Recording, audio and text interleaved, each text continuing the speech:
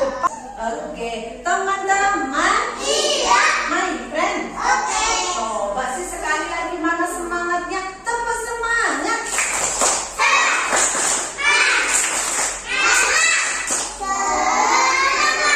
Kirim. Delapan lebih. Hari ini teman-teman mau diajak Bu Iin membuat kesepakatan kelas. Ya, gitu deh Bu Iin di sini. Teman-teman, Bu Iin, kenapa sih kita kok bikin kesepakatan? Biar tertib.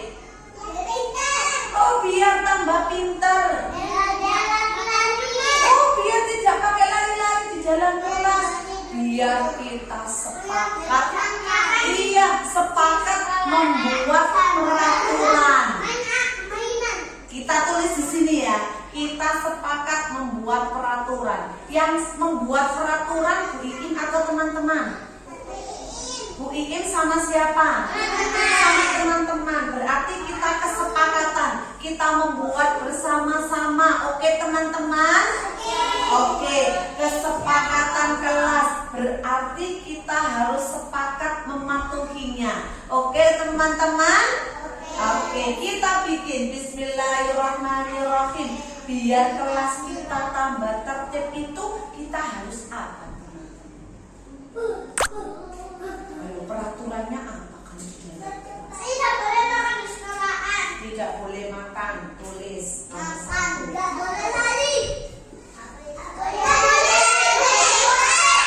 Tidak, sebentar, satu-satu.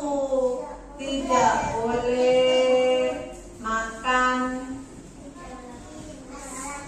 di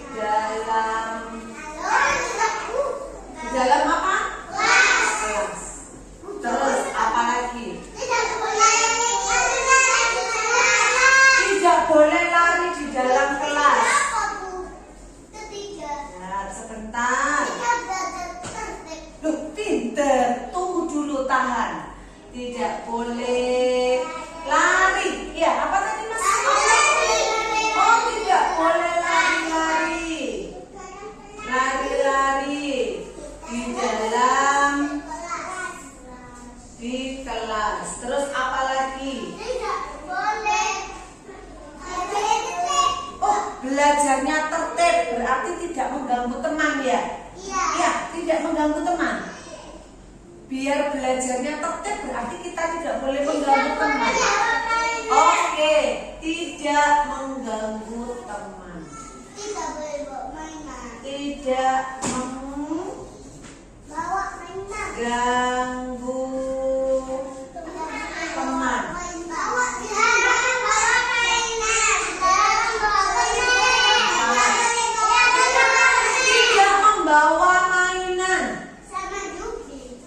Tidak membawa mainan. Tidak membawa mainan. Terus apa lagi?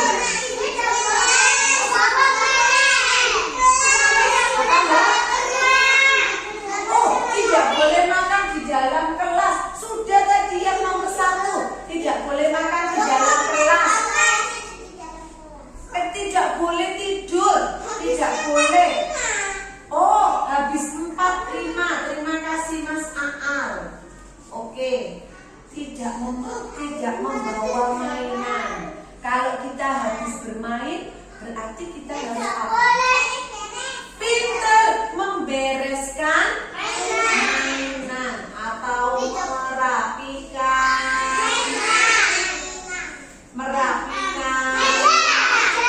mainan atau perlengkapan. Ya. Meja itu termasuk perlengkapan apa tidak? Iya.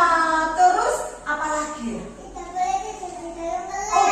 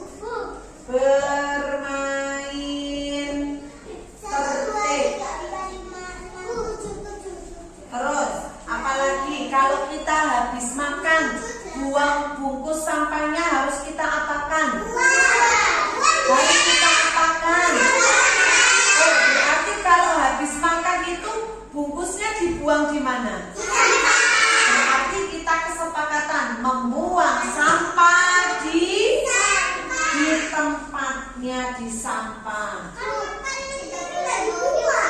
Membuang sampah. Kalau waktu hari Sabtu dan Minggu kan kita pakai makanan ya. Iya, membuang sampah pakai jajan pada tempatnya. Terus lagi. Oh, tidak boleh mengganggu teman. Berarti kita harus sayang teman ya. Kalau tidak boleh mengganggu itu berarti sayang bu guru, sayang sama teman. Nomor berapa ini berarti? 9. Oh, 9. Sayang teman. Ya. Ayo satu lagi nomor 10.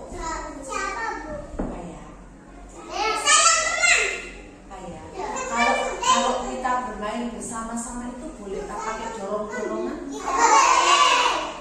Berarti ini sayang sama kita, tidak boleh dorong-dorongan teman. Ya. Tidak, itu sudah sayang teman atau orang atau guru, ya. Tidak boleh dorong teman. Oke, ada berapa kesepakatan kelas kita? Kita cari gambarnya. Yang pas ini apa? Kan teman-teman membaca. Sepakat kesepakatan ini? Oke? Loh, kok gak ada suaranya? Oke? Kita sepakat? Oke, kita sepakat, tepuk tangan semuanya. Habis ini dibikinkan Bu Iin gambarnya. Nanti teman-teman bantu Bu Iin nempel ya. Kan teman-teman belum bisa membaca. Bu Iin itu apa itu Bu Iin bacaannya? Karena teman-teman masih kelompok A. Jadi nanti kita bikin gambar ya. Habis ini kita tempel gambarnya. Oke teman-teman? Oke.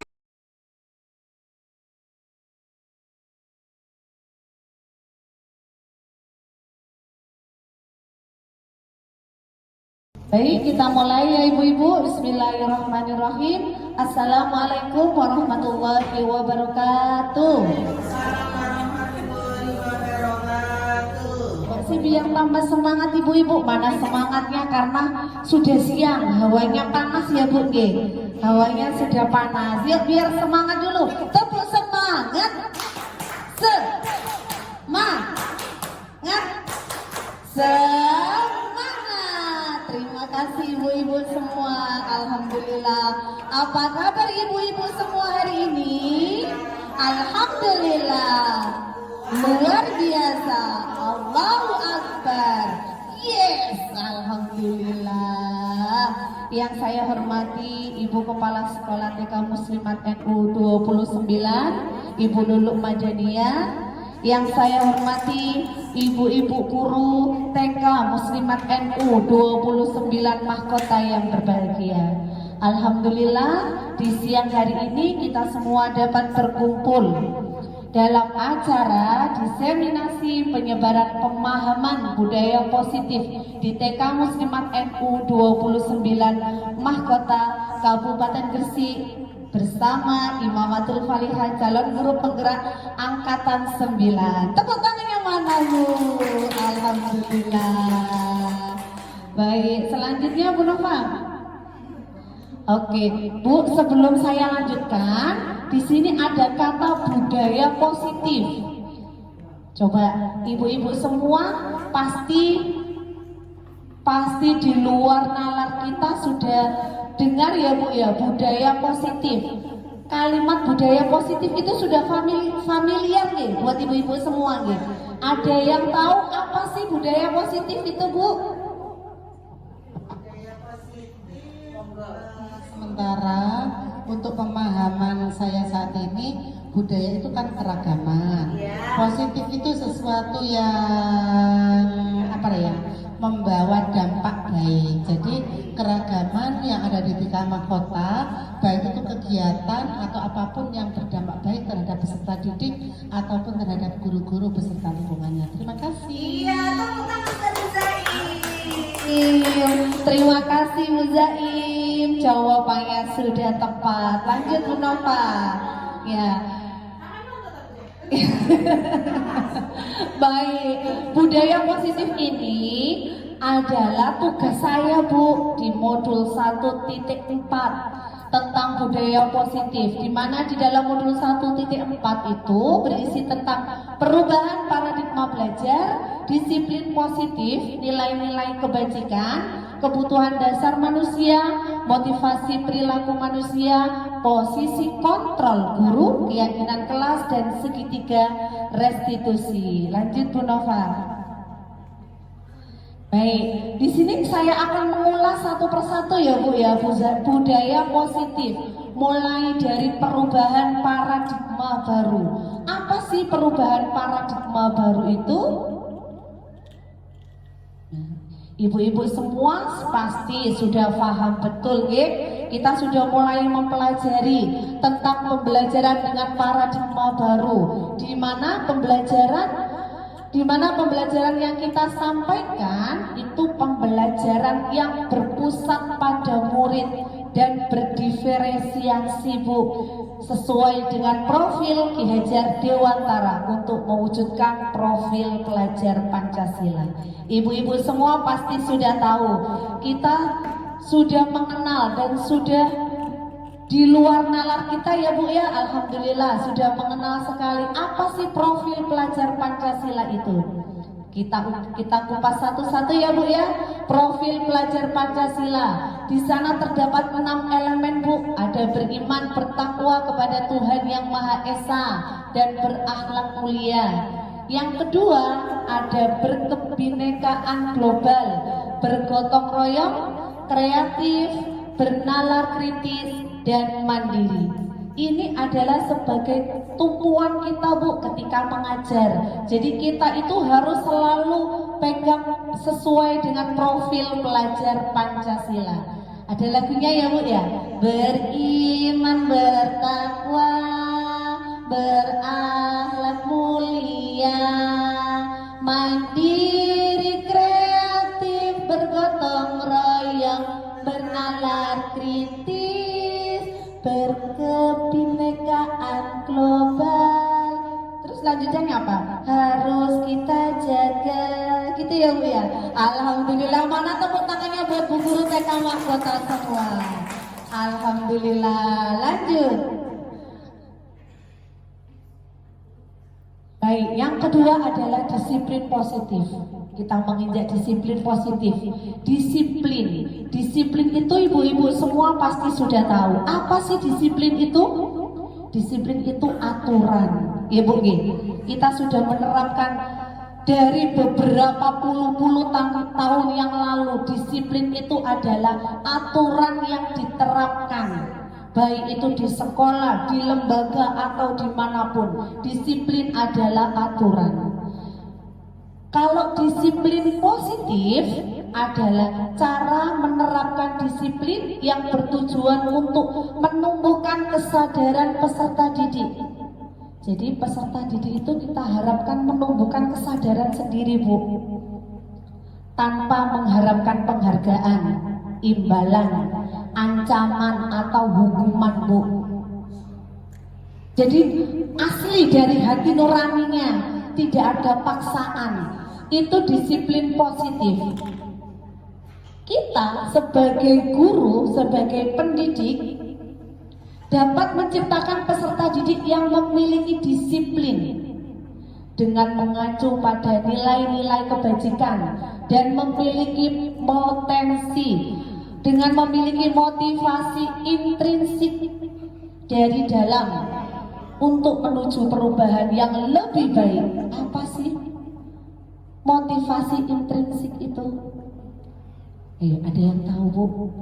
Motivasi intrinsik itu adalah motivasi yang tumbuh dari dalam diri peserta didik atau murid kita. Jadi peserta didik itu muncul sendiri motivasinya, tidak ada paksaan. Kok aku terlambat, aku nanti kena hukuman. Tidak ada seperti itu Bu. Jadi kita berusaha untuk menerapkan disiplin positif pada peserta didik kita dengan berharap peserta didik kita muncul motivasi intrinsik dari dalam dirinya tanpa ada paksaan ataupun imbalan ataupun hukuman. Selanjutnya Bu Nova, disiplin positif. Selanjutnya nilai-nilai kebajikan. Disiplin positif tadi kita berusaha menerapkan pada peserta didik kita, nggih Ibu-ibu nggih? Nggih. Setuju Bu? Setuju. Selanjutnya nilai-nilai kebajikan. Nilai kebajikan itu apa sih? Ada yang tahu Bu nilai kebajikan itu apa? Apa nilai kebajikan itu? Oh, nilai kebajikan itu pokoknya sebaik-baik. Ya, betul. Yang baik-baik, semua yang baik-baik itu masuk pada nilai kebajikan. Nilai yang kita sepakati bersama, kita lepaskan semua dari suku, bahasa atau latar belakang yang lainnya. Jadi semuanya kita lepas, muncul dari diri anak itu sendiri. Contoh yang saya angkat di sini, nilai kebajikan adalah nilai yang terdapat pada profil pelajar Pancasila, yaitu beriman, bertakwa kepada Tuhan Yang Maha Esa, berakhlak mulia, berkebinekaan global, gotong royong, mandiri dan kreatif. Jadi ini salah satu contoh Bu, sebenarnya masih banyak. Jujur, baik hati, atau apapun itu yang baik-baik itu semua adalah nilai-nilai kebajikan. Di sini saya memberikan contoh yang masuk pada profil pelajar Pancasila. Lanjut Bu. Ada disiplin positif, ada nilai-nilai kebajikan. Selanjutnya adalah kebutuhan dasar manusia. Kebutuhan dasar manusia itu apa sih? Menurut Dr. William Glasser, kebutuhan dasar manusia adalah tindakan manusia yang memiliki tujuan tertentu untuk memenuhi kebutuhan dasarnya. Sebenarnya kebutuhan dasar manusia itu ada 5 Bu. Yang pertama adalah bertahan hidup. Apa itu bertahan hidup? Contohnya ada kesehatan, rumah, makanan, tempat tinggal, itu adalah kebutuhan dasar bertahan hidup. Oh, villa termasuk. Oh, betul. Kan tempat tinggal ya Bu ya. Selanjutnya yang kedua adalah merasa diterima dan kasih sayang. Jadi anak itu merasa nyaman. Yang ketiga adalah kebebasan. Kebebasan dengan diberi kebebasan tapi tetap bertanggung jawab untuk menentukan pilihannya sendiri Bu. Yang keempat ada kesenangan. Yang kesenangan ini adalah tanggung jawab kita semua ya Bu ya. Kita sebagai pendidik itu harus memberikan pembelajaran yang menyenangkan buat mereka. Sudah kita lakukan ya Bu ya? Insya Allah, alhamdulillah. Ya betul, biar anak-anak tidak merasa takut kalau ke sekolah. Yang terakhir adalah penguasaan, yaitu kesempatan untuk diakui keterampilannya Bu. Jadi mereka itu minta diakui dirinya itu Bu. Penguasaan. Selanjutnya Bu. Oh, pemaksaan. Pemaksaan. Diakui. Selanjutnya Bu Nova.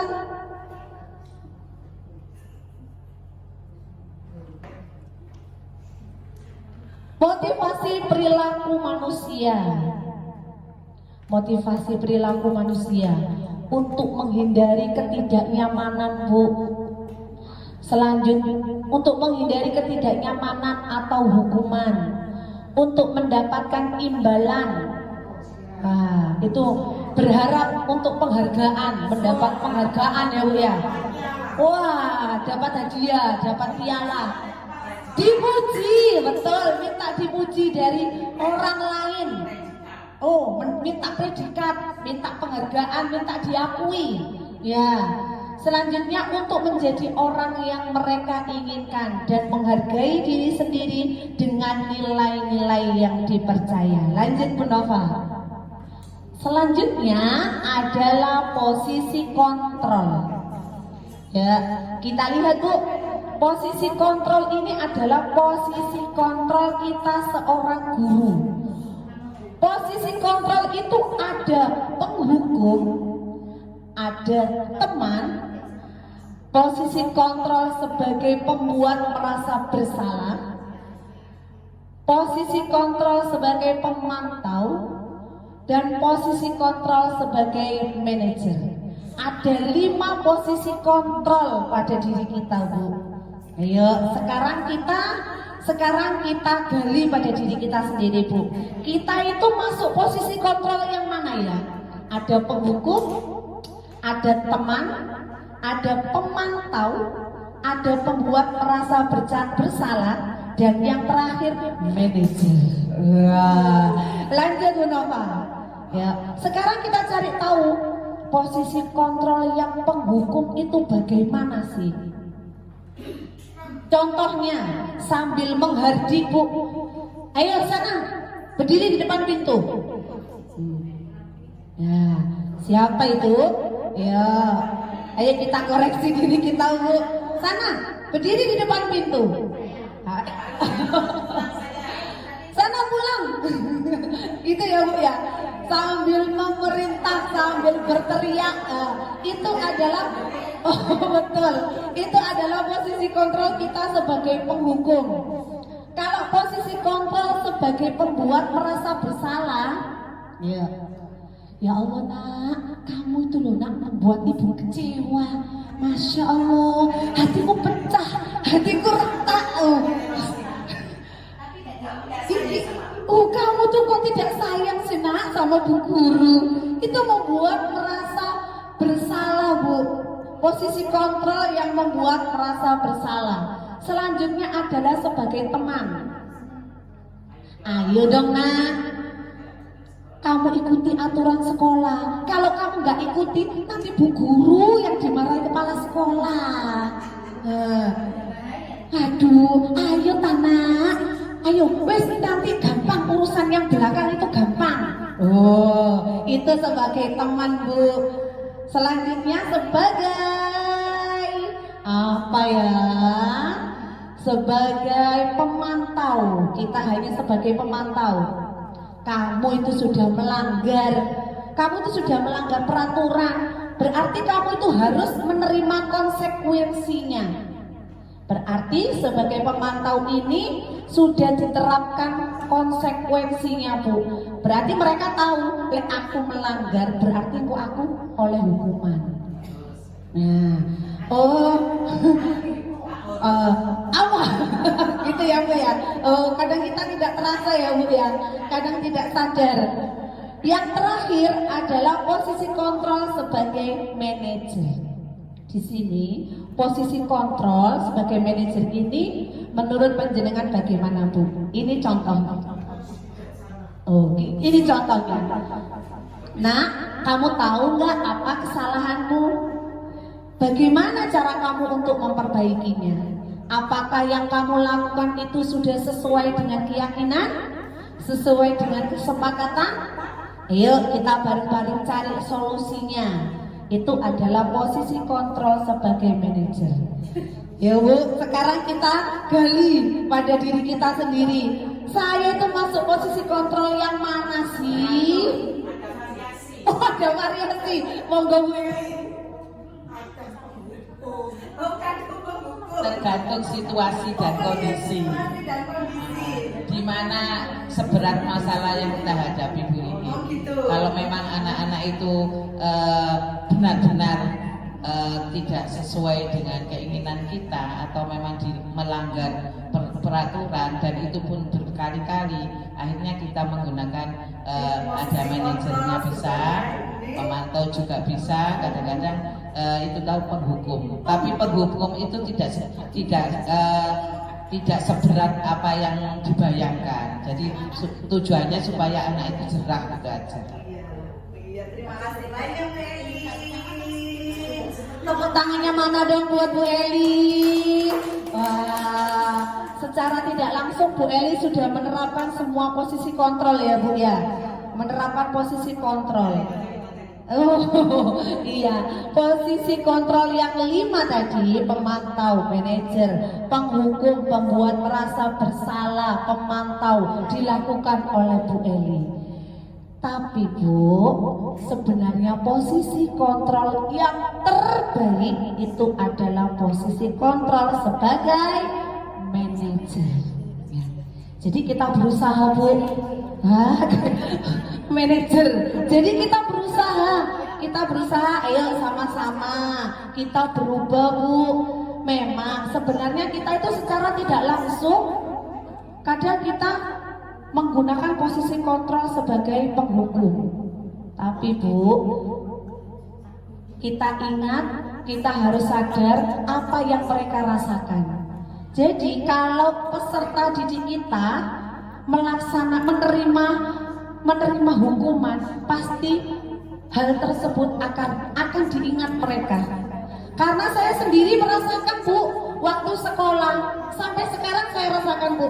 Aku biyen iku lho, wong wis ngerjakno PR, kok sih disalahkan gara-gara telat. Akhirnya dihukum, dan dihukumnya itu di depan teman-teman, akhirnya malu. Nah, akhirnya hal itu menjadi membekas di dalam hati. Akan tumbuh rasa dendam, akan tumbuh rasa kecewa, sakit hati yang berkepanjangan. Berarti sakit hatinya itu sampai seterusnya akan muncul ya Bu Zaim ya. Betul. Jadi ya kenapa Bu Lela? Oh iya silakan mau. Assalamualaikum warahmatullahi wabarakatuh. Waalaikumsalam warahmatullahi wabarakatuh. Mengingat tentang penerapan 5 posisi kontrol zaman saya dahulu, itu memang penerapannya seperti itu guru-guru kita. Dan saya juga mengalami seperti itu. Artinya seperti yang tadi diutarakan Bu Zaim, sakit hatinya mendalam. Saya juga mengalami itu, tapi alhamdulillah saya tidak pendendam.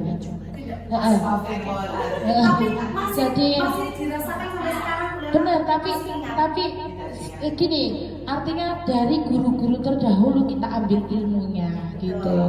Jadi barokahnya. Terus di zaman sekarang itu kan memang penerapan seperti ini kan kadang tidak berkesinambungan dengan wali murid yang kadang protes. Ketika Bu Iim tadi menyampaikan yang paling baik adalah manajer, saya menunduk bukan karena malu, karena saya tadi melihat yang hukuman itu yang saya terapkan saat ini untuk anak-anak tertentu. Menurut Bu Iim sebagai pendidik, apakah saya kurang tepat ketika melaksanakan yang ini untuk anak tertentu? Sekian, terima kasih. Terima kasih Bu Lela, mana tepuk tangannya Bu? Hebat sekali. Pertanyaannya Bu Lela adalah apakah posisi kontrol Bu Lela saat ini sudah tepat? Sebenarnya Bu, memang posisi kontrol itu tidak sadar kita lakukan karena melihat situasi dan kondisi ya Bu ya. Tapi sesuai dengan filosofi Ki Hajar Dewantara, kita itu zaman sekarang itu dituntut Bu, pembelajaran kita itu menurut beliau.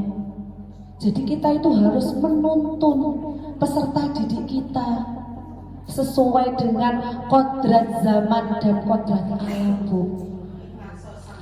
Ing ngarsa sung tulodo ing madya mangun karsa tuturi handayani. Jadi kita itu berusaha Bu, berusaha untuk merubah pola pikir kita. Tapi memang benar, kita itu tidak bisa seperti membolak-balikan tangan. Oh, berarti aku saiki oleh ilmu ini langsung tak balik jebret. Nggak bisa Bu, itu namanya sulatan. Oke. Nah, itu harus melalui kenapa Bu Resi? Tidak bisa langsung kita bolak-balik sesuai keinginan kita. Jadi itu semua sesuai proses ya Bu. Jadi bertahap, berlahan, bertahap. Tapi kita semua harus berusaha untuk menjadi posisi kontrol sebagai manajer. Berusaha ya ibu-ibu ya? Insya Allah, alhamdulillah. Lanjut Bu Nova. Betul sekali Bu, posisi yang sangat tepat Bu. Oke, lanjut. Selanjutnya adalah keyakinan kelas. Stop. Oke, keyakinan kelas Bu, ini adalah hal yang baru buat saya Bu. Jujur, keyakinan kelas ini adalah hal yang baru buat saya. Karena sepengetahuan saya sejak zaman dahulu itu bukan keyakinan kelas, tapi peraturan kelas. Betul Bu? Oke, peraturan kelas. Dulu itu peraturan, kok sekarang kok ono keyakinan ya? Ya, jadi ternyata keyakinan kelas itu sangat tepat Bu kita terapkan. Keyakinan kelas itu adalah kesepakatan antar murid dan guru dengan bimbingan Bu. Kalau aturan itu disusun satu pihak saja. Nah, satu pihak saja tanpa melibatkan peserta didik. Betul, peraturan. Jadi perbedaan keyakinan kelas dengan peraturan, kalau keyakinan kelas kita buat sesuai dengan kesepakatan. Jadi kalau kita mengajar Bu, kalau kita mengajar itu pertama kali awal itu kita bikin kesepakatan kelas dulu. Seperti itu ya Bu ya. Alhamdulillah, kita pasti membuat kesepakatan kelas.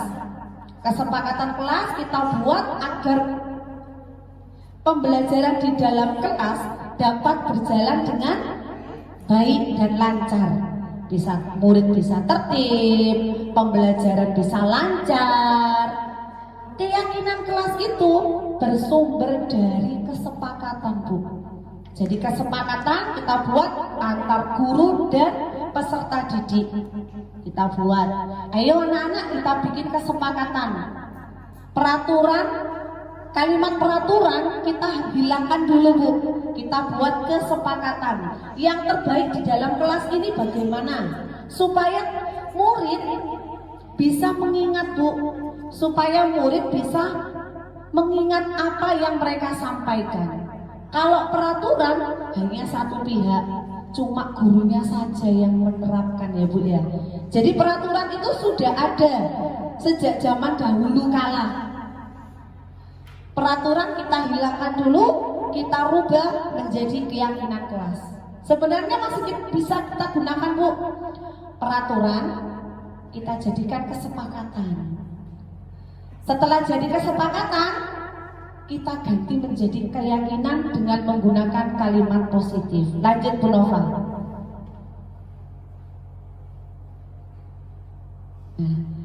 Keyakinan kelas itu disesuaikan dengan kondisi kelas Bu. Semua muridnya terlibat. Kalimat yang digunakan menggunakan pernyataan yang positif dan bersifat abstrak. Di sini kemarin saya sudah mencoba menerapkan pada kelompok An-Nafi kelompok A. Lanjut Bu Nova. Mereka saya ajak membuat kesepakatan kelas. Mereka saya ajak membuat kesepakatan kelas dengan menggali informasi dari mereka. Kita satukan kesepakatan semuanya menjadi keyakinan kelas. Jadi mereka sendiri yang meyakini. Kalau mereka melanggar, berarti mereka akan ingat Bu, oh iya, aku kemarin itu loh gak boleh lari-lari di dalam kelas ya. Berarti itu tidak sesuai dengan kesepakatan atau keyakinan kelas kita. Jadi kita semua harus berusaha membuat keyakinan kelas ya Bu ya. Iya, insya Allah berusaha, tidak apa-apa Bu, bertahap. Di sini selanjutnya adalah segitiga restitusi. Apa sih segitiga restitusi itu?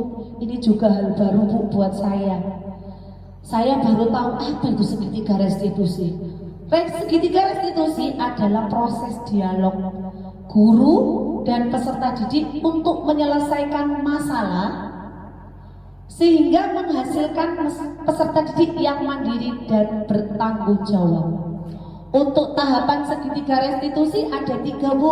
Yang pertama adalah menstabilkan identitas, yang kedua validasi tindakan yang salah, dan yang ketiga adalah menanyakan keyakinan. Lanjut, Bu Ruli. Selanjutnya kita akan gali tahapan segitiga restitusi ini, mulai dari menstabilkan identitas. Apa sih menstabilkan identitas itu? Oke. Menstabilkan identitas itu adalah menggeser identitas gagal menjadi identitas sukses berdasarkan prinsip membuat kesalahan adalah bagian dari proses pembelajaran. Jadi anak-anak kita gali, Bu, kita gali. Contohnya, ibu itu loh nak tidak mencari tahu siapa yang salah, siapa yang benar. Ibu nggak mau mencari tahu hal itu, tapi ibu mencari tahu solusinya bagaimana yang harus kita terapkan. Jadi segitiga restitusi ini kita cari, kita gali, Bu. Kita gali untuk menyelesaikan permasalahan tersebut. Pertama menstabilkan identitas, selanjutnya adalah validasi tindakan yang salah. Guru, ya, mundur sedikit. Guru memahami teori kontrol dan bergeser dari pemikiran stimulus respon menjadi proaktif dengan mengenali tujuan peserta didik untuk memperbaiki hubungan dengan murid. Tujuannya validasi tindakan yang salah itu, guru itu lebih dekat dengan murid, Bu. Jadi murid itu lebih percaya kepada kita. Kita lihat contohnya nanti. Yang ketiga adalah apa ya yang ketiga? Menanyakan keyakinan. Keyakinan tadi kita sudah membuatnya di awal ya, Bu. Jadi anak-anak pasti ingat keyakinan kelas yang sudah disepakati. Jadi ketika ada masalah yang muncul, keyakinan kelas itu kita angkat, kita gali. Mereka kita tanyakan, apakah yang mereka lakukan itu sudah sesuai dengan keyakinan kelas yang mereka buat? Di sini keyakinan kelas adalah guru termotivasi secara intrinsik dari dalam hatinya saat perilaku yang salah telah divalidasi dan identitas sukses telah stabil. Peserta didik siap mengaitkan keyakinannya dengan tindakan yang salah. Jadi peserta didik itu sendiri yang mengakui, Bu, kalau dia salah. Terus hal apa yang mereka lakukan? Tapi sebenarnya hal ini saya juga sangat kesulitan menerapkan, Bu. Jujur, karena untuk anak TK, untuk menggali permasalahan dari mereka itu, gaya bahasa mereka itu masih minim, Bu. Jadi kita sangat sulit untuk menerapkan. Tapi di sini saya akan mencoba dengan permasalahan hal yang termudah. Lanjut, Bu. Kemarin